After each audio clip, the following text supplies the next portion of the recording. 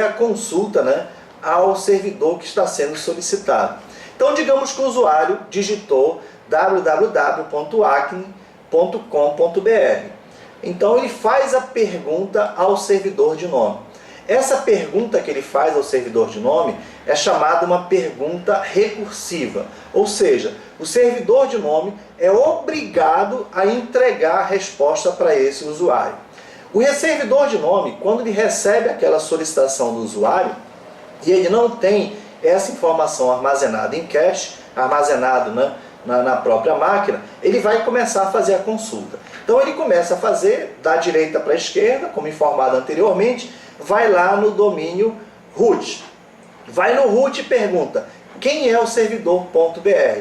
E o root responde, né, qual é o endereçamento IP do servidor.br. Aí ele vai até o servidor.br e pergunta quem é o .com. Aí ele devolve a informação do IP correspondente ao .com. Com a informação do .com, ele vai até o servidor.com e pergunta quem é o servidor Acne. Aí ele vai e devolve a informação com o endereço IP do servidor Acne. Com a informação, tendo o endereçamento IP do acne.com.br, ele devolve a informação para o usuário. Desculpem. Bom, aqui tem uma outra representação, uma outra imagem, né, com a mesma sequência. O usuário, através do resolver, faz a solicitação ao seu servidor DNS. Ele quer saber quem é www.cisco.com. Então ele vai até primeiro ao domínio raiz, ao top level domain, e pergunta, né, quem é o .com. Com a resposta, o servidor DNS vai até o .com e pergunta quem é o Cisco. Com a informação, devolve a informação para o servidor de nome.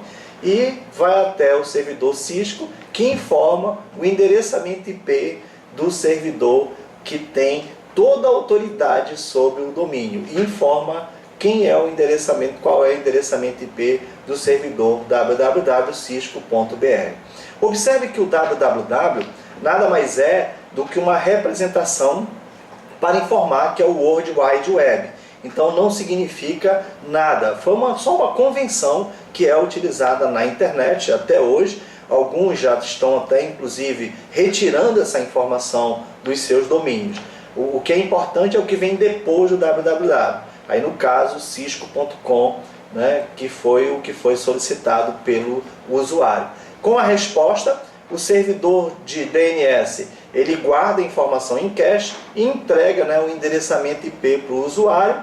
Aí a partir daquele momento o usuário começa a fazer acesso ao servidor www.cisco.com.br. Faz uma conexão com esse servidor e as informações que estão nesse servidor começam, né, a fazer o download dessas informações para a sua máquina para exibição no computador do usuário. Nessa próxima imagem representa o domínio reverso, né? Como eu falei anteriormente, o servidor DNS ele pode transformar tanto nomes em endereçamento IP quanto endereçamento IP em nomes. Então tem um domínio específico, tá? Que é o domínio reverso, que ele faz a busca, né, reversa dessa informação. Então algumas vezes eu tenho endereçamento IP e quero saber o nome. Então também numa árvore hierárquica, o domínio ARPA in address, ele faz a busca da informação para trazer, né, a informação, qual é o nome relacionado àquele endereçamento IP. Então tem uma base de dados que também fica disponível de forma distribuída na internet, onde quando há necessidade eu faço a informação, a busca dessa informação reversa.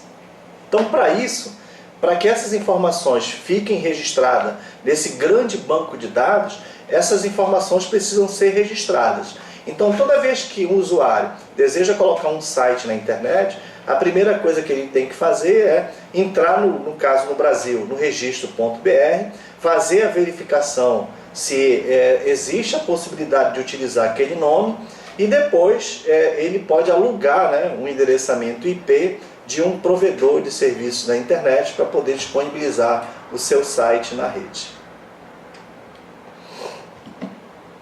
Tem aí essa próxima figura, como é feita a pesquisa, né, do reverso. Então o cliente, né, DNS, ele pergunta qual o DNS para 192.168.1.20. Ele pergunta ao seu servidor DNS. O seu servidor DNS acessa, né, o domínio em address ARPA, o reverso, busca a informação e traz de volta. Já armazena em cache e entrega, né, para o usuário a informação que foi solicitada. Uma ferramenta muito boa disponível na internet que você pode utilizar é o IPOK. Então é um site www.ipok.com.br, onde apresenta uma série de ferramentas que você pode obter informações a respeito do domínio. Então, utilizando qualquer navegador, faça acesso, clique na opção ferramentas e você tem várias informações que você pode buscar, como o domínio, informações a respeito do domínio, informações sobre o reverso, informações sobre servidores DNS. É uma ferramenta que vai ser muito útil de você utilizar para poder buscar essas informações. Os endereços eletrônicos. Os endereços eletrônicos normalmente têm um padrão, e o padrão é um nome, o arroba e um domínio. O nome é o login que foi escolhido do usuário especificamente para aquele endereço. O arroba é um símbolo que vai indicar qual servidor que ele pertence. Então tem o significado do né? Em que servidor exatamente eu pertenço. E o domínio é o identificador do servidor de e-mail que foi configurado para o usuário, que pode ser uma empresa, né, ou um site gratuito. Aí nós temos um exemplo, né, mostrado na próxima imagem, que é o fulano, tá? @yahoo.com.br, tá? Então tem o nome dele, tem um arroba e tem um domínio, né? Então pode ser, por exemplo, Beltrano, @educação.mg.gov.br. Nos casos específicos, por exemplo, do IFPA, eu tenho o meu, que é ricardo.souza@ifpa.edu.br. Ricardo.souza representa o nome, arroba representa em que domínio ele está e logo em seguida o nome do domínio. No caso, o domínio que nós estamos é ifpa.edu.br. Observe que, mais uma vez, né, o www não representa nada para a gente. Como eu falei, o www só representa a sigla de World Wide Web, que seria a grande rede mundial que foi utilizada por padrão, principalmente no início, né, da internet, e que se mantém até hoje, né, para a maior parte dos sites, mas não que isso seja obrigado. Alguns sites, né, já estão inclusive retirando, por exemplo, g1.com.br, não aparece mais o arroba em sua configuração. Contatos do Ruiz, né? Todo domínio ou blocos de endereços IPs registrado possui uma lista de informações de contato.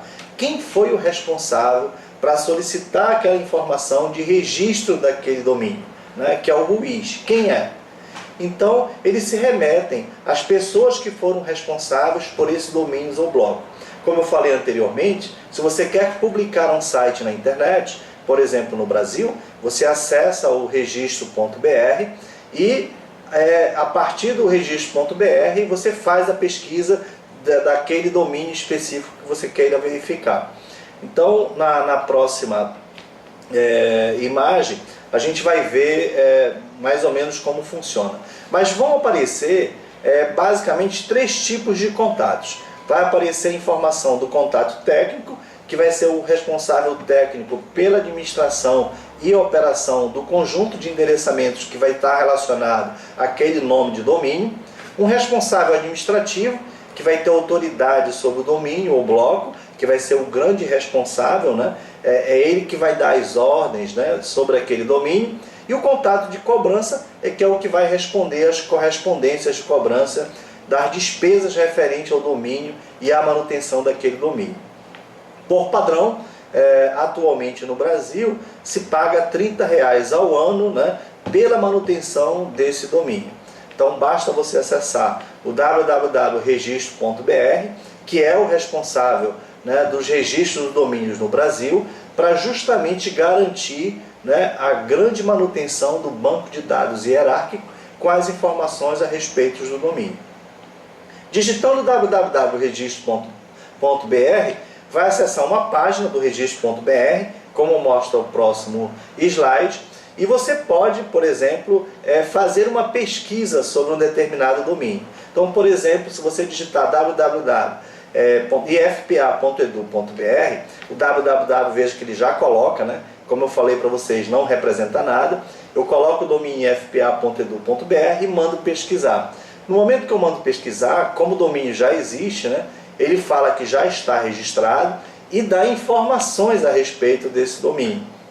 Então ele coloca que é do Instituto Federal do Pará, dá informações do CNPJ, quem é o responsável técnico, né, pelo site, né, fala quais são os servidores, né, que estão relacionados àquele domínio, inclusive o nome deles e o endereçamento IP, né, são informações utilizadas pelo DNS. O DNS precisa estar relacionando nome a um endereçamento IP. E observem que aparece, né, aqui em cima a informação RUIS. Então, se você quer informações mais detalhadas, é só clicar na opção RUIS, que ele vai dar informações mais detalhadas sobre o domínio. Então, precisou de fazer um registro, né, de algum domínio, acesse o registro.br, faz a verificação se o domínio já existe. Se o domínio já existe, você não vai poder reutilizar aquele nome, porque em cima de um endereçamento IP está sempre um nome único, então não pode existir, né, dois nomes iguais, mesmo que seja para endereçamentos IPs diferentes.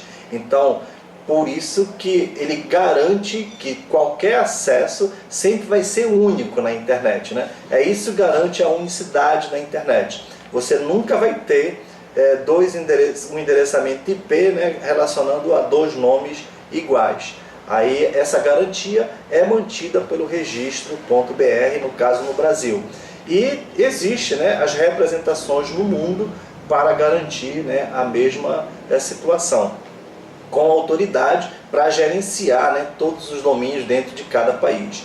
O registro.br hoje está subordinado à Casa Civil da Presidência da República, onde mantém, né, o banco de dados do Brasil a respeito de todas as informações dos domínios que estão registrados.